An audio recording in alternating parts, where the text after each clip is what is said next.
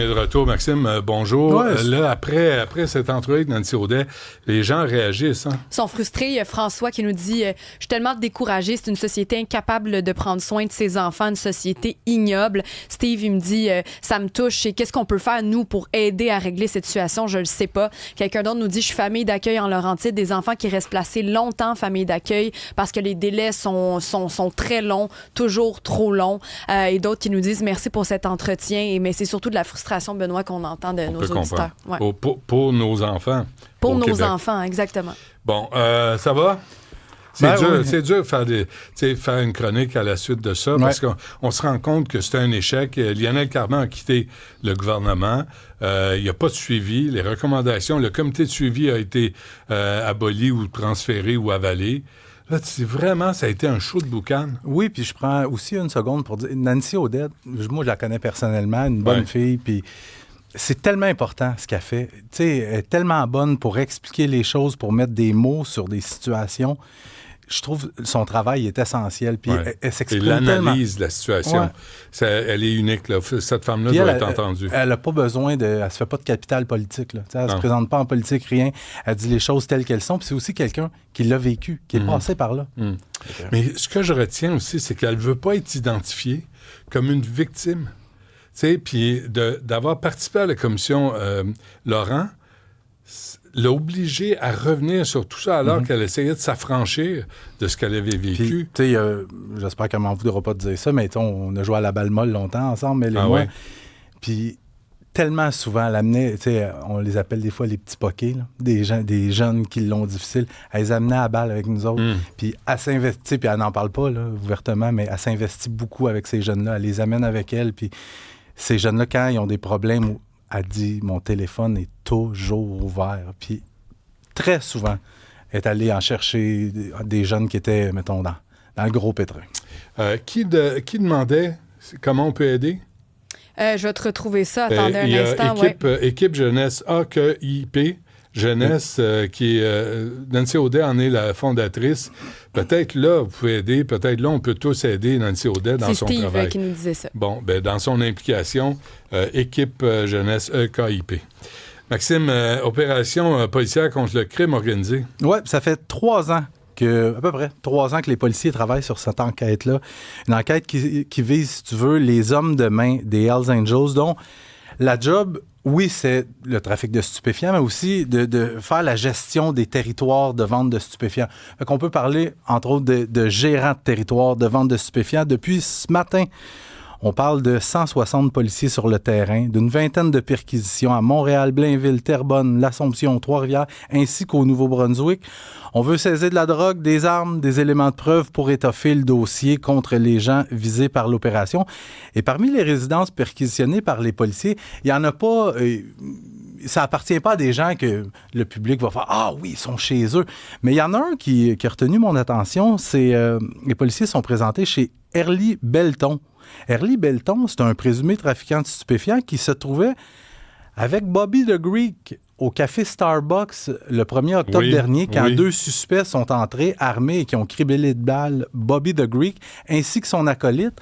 Et Herly Belton, c'est le seul qui a réussi à s'échapper en s'enfuyant par une porte arrière. Pas d'arrestation de prévue pour l'opération de ce matin parce que c'est des perquisitions en cours d'enquête. Tu sais, depuis l'arrêt Jordan, maintenant, les policiers vont faire les perquisitions, on va monter le dossier et quand on est prêt à porter des accusations et aller à procès, on va passer les menottes. Parce que dès que tu l'arrêtes, le meter part. Tic, tic, tic, tic, tic. Là, ils ont quoi? Ils ont combien de mois? C'est 18 mois? Ouais, quelque chose comme ça. Bilan d'opération qui devrait être fourni au cours des prochaines heures. Je dois le dire, c'est une opération qui est menée par l'Escouade nationale de répression du crime organisé. Je pose, Maxime, une question à propos de la création d'un registre public des délinquants sexuels. Ouais, est-ce qu'on peut s'opposer à la création d'un registre public des délinquants sexuels à haut risque de récidive? Utilement, je pense. Oui, mais c'est... On dirait, en tout cas, vite de même. Il me semble que je dirais oui. Je veux juste mettre en contexte. Décembre dernier, le ministre de la Sécurité publique du Québec, Yann Lafrenière, dépose un projet de loi. Projet de loi 13 qui vise à renforcer la sécurité et le sentiment de sécurité des Québécois. On en a besoin parce que ces derniers temps, on a l'impression que ça pète de partout. Le sentiment d'insécurité des gens est en forte progression.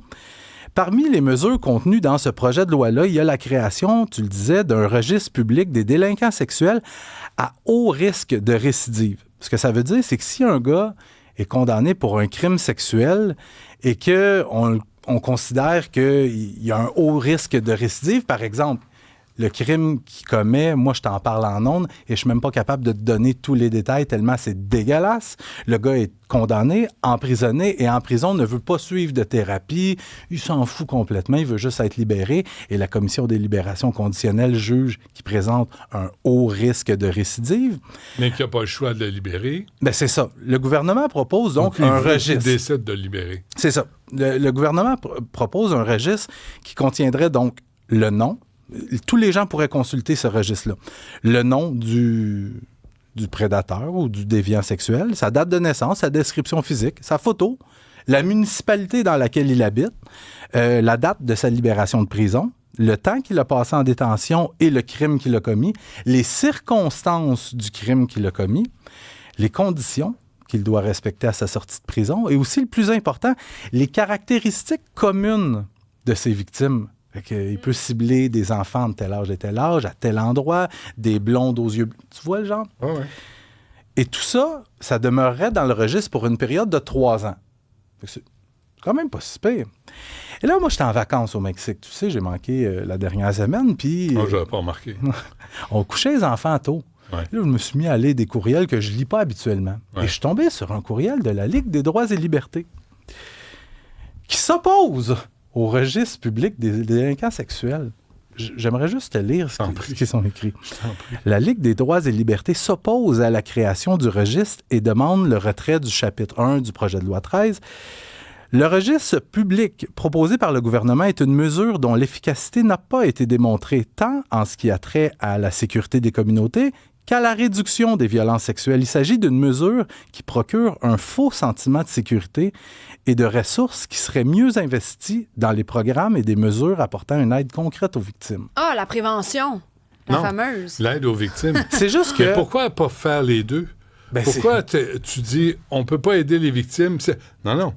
On identifie les prédateurs, puis on aide les victimes. Ouais. Puis tu sais, je t'en ai parlé récemment, là, c'est dans l'Outaouais. Il y avait un gars qui avait agressé sexuellement une jeune fille. Puis tu sais, c'était un gars d'âge mûr, là. Il avait organisé un party, puis il avait fait prendre de la cocaïne, puis un cocktail de drogue à une petite fille de 12 ans. Il l'avait violée, il l'avait photographiée, il l'avait filmée. Et finalement, la petite fille était morte d'une surdose. Le gars a été condamné, mais le gars, il veut pas guérir, il veut pas régler ses problèmes. Mais ce que la police avait fait, avait avisé le secteur où il habitait. Écoutez, vous avez un prédateur sexuel, pas qui pourrait recommencer, qui va recommencer. Fait que, il a été libéré? Mais oui, il a été libéré. Il a purgé sa peine. Combien de temps, la peine? Je pense qu'il avait fait 12 ans. 10 ou 12 ans, quelque chose comme ça. Fait qu'il avait été libéré aux 2 tiers. Fait que lui, il était... Aux 2 tiers de 12 ans? Oui, parce que c'est la norme. La petite fille a 12 ans, il l'a violée, puis elle est morte d'une surdose. Il l'avait pris en photo, il avait écrit des mots dégradants sur son corps. Il a le droit de retrouver la liberté. Absolument. Super. Et là, le gouvernement propose la création d'un registre. C'est un projet de loi, c'est pas adopté encore. Ah ouais. Mais où on pourrait savoir, hey, les enfants, on a tel monsieur qui habite dans le secteur, il s'en prend aux enfants. Parce que c'est vrai que le taux de récidive des délinquants sexuels, je pense que c'est entre 10 et 15 %. Pour les pédophiles, je pense que c'est 21 % dans les premières années suivant leur libération. Mais c'est pas fin, ça. Non. C'est pas fin parce qu'ils vont se sentir comme brimés, visés par la communauté, puis ils vont peut-être avoir honte. Mais ils vont peut-être être gênés d'approcher d'autres victimes potentielles. Mais on veut pas ça. On veut que leur liberté soit pleine et entière. Mais ça, là, la Ligue de liberté, là, ils peuvent-tu travailler sur des vrais cas au lieu d'écrire des sottises, des imbécilités comme ça? Ils ont déposé un mémoire. Un mémoire, parce que là, avec de l'argent public, ça. Ben moi, je reviens tout le temps avec la même chose. Si tu veux pas te sentir opprimé, puis si tu veux pas voir ta photo dans un registre... Agresse pas sexuellement personne. Oh, toi, t'es fort. Je suis raide. Des fois, tu comprends des choses. Il y en a de même dans notre société. Ils comprennent des affaires que la majorité ne comprennent pas. Mais comment ça, nous, c'est pas notre droit comme potentiel futur victime d'avoir accès à ça? Pourquoi la Ligue des droits et libertés ne met pas le public, tu sais, potentiel victime? Pour prévenir, voilà, ben oui, c'est ça. Moi, ça me fâche d'entendre ça. Ben oui. Certain. 2 mots. Ouais. La charte. La charte des droits Mange donc de la charte. Brasse camarade insolite à la sortie d'un bar, c'est quoi ça? Ouais, mais je trouvais que ça partait raide un petit peu la semaine, mais je veux te parler de ça parce que je suis en voyage, puis là, quand les typites dormaient, j'allais sur les réseaux sociaux un petit peu. Ça se couche à 7h30, 8h. Ben ouais. Là, on peut pas aller boire sur le balcon avec madame. Non, puis tu peux pas sortir et les laisser tout seul? Ça, tu peux. Mais c'est pas la chose à faire. C'est pas Puis on est des bons parents. Ben, je pense que oui. Mais je peux pas passer cette histoire-là sous silence. C'est du bonbon. Puis c'est vraiment dommage pour les auditeurs qui nous écoutent à la radio et qui ne voient pas les images. On va décrire. Oui, on va décrire certains. C'est une histoire qui s'est passée, garde, en Australie, mais quand même, ça vaut la peine. À la fin de semaine dernière, 2 gars qui finissent la job. Puis quand tu finis la job pour te relaxer, toi, qu'est-ce que tu fais? Je rentre à la maison.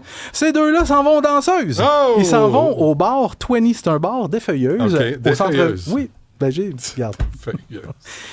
C'est au centre-ville de Melbourne. Oui. Mais les 2 gars agissent comme 2 vrais caves. Fait qu'ils enlignent les bières pendant tout l'après-midi jusqu'en soirée. Puis, à un certain moment, la serveuse fait ce qu'elle doit faire. Elle arrête de leur servir de l'alcool parce que les 2 sont éméchés. Ils disent des grossièretés aux danseuses. Alors, la serveuse veut plus leur servir d'alcool. Fait qu'il y en a un des 2 qui dit « Hey, tu vas ouvrir ma colisse de bière, toi! » Fait que là, ça a été la goutte qui a fait déborder le vase. Alors, les 2 bouncers arrivent et les sortent cul par-dessus tête, mon Benoît. Qui sortent à l'extérieur du bar. Et pendant qu'il y en a un qui est en train de supplier les bouncers de le laisser réintégrer le bar, on va pouvoir voir les images. Il y a son chum qui s'en va saisir une chaise sur la terrasse d'un restaurant voisin. Et il prend la chaise et lui veut la lancer au portier. Et là, on voit la prendre et s'élancer. Et le bouncer esquive et pouf! C'est son chum qui est devant le bar, qui reçoit la chaise derrière la tête. Il s'écroule comme une poche de patate. Et t'as un des 2 bouncers que lui, il en peut plus, il rit, il se tape ses cuisses. Et pendant ce temps-là, t'as le gars qui vient de lancer la chaise, qui a les 2 mains dans le visage, qui dit « Qu'est-ce que je viens de faire là? » Des hommes adultes. Des hommes adultes, oui, habillés avec une belle chemise. Gros sans dessin. Fait que l'histoire, c'est quand même bien terminé. Le gars qui a reçu la chaise a brièvement perdu connaissance. Ils ont payé leur facture de bière? Je sais pas, mais dans ce temps... Un conseil, si tu vas dans un bar de feuilleuses, fais tes petites affaires, insulte pas personne, prends une bière ou 2, puis va-t'en après. Essaye pas de foutre le trouble, parce que les bouncers d'un bar de danseurs sont formés pour ça, hein? Ouais, ils sont baraqués. Puis quand ils te ramassent par le fond de culotte... Ouais, tu lèves de terre. Ouais, un peu, oui. Ouais, on a ça ici aussi. On a un qui fait lever le terre du monde. C'est lui à l'entrée ici? Non, lui, là. Ben oui, Sébastien. Mais pour les bonnes raisons. Ouais. Toi, tu fais lever de terre le monde, mais c'est pour des bonnes raisons. Tu sais, on laisse faire. Juste il est pas là. En début de show, tu m'as-tu comparé à King Kong, par hasard? Je ne peux pas comparer. À qui de connu ressemblez-vous? Ressembles-tu? Mais tu sais, à qui je me suis fait souvent dire que je ressemblais? À qui? Brad Pitt? Non. Louis-François Marcotte. Oui. Un peu, oui, ouais. Oui, c'est vrai. Oui. Ben, c'est vrai. faire à manger? Plus que ce qu'on avait choisi, c'est vrai. Hamburger Helper? Non, c'est pas vrai. Je fais des bons fajitas, du bon pâté chinois. C'est bon. J'en doute pas. Des pâtes bolognaises. Oui. Ah oui, ça, c'était bon. Je sais. Ça, c'était bon pour les fois que j'ai goûté. Merci, Maxime. Salut. À demain.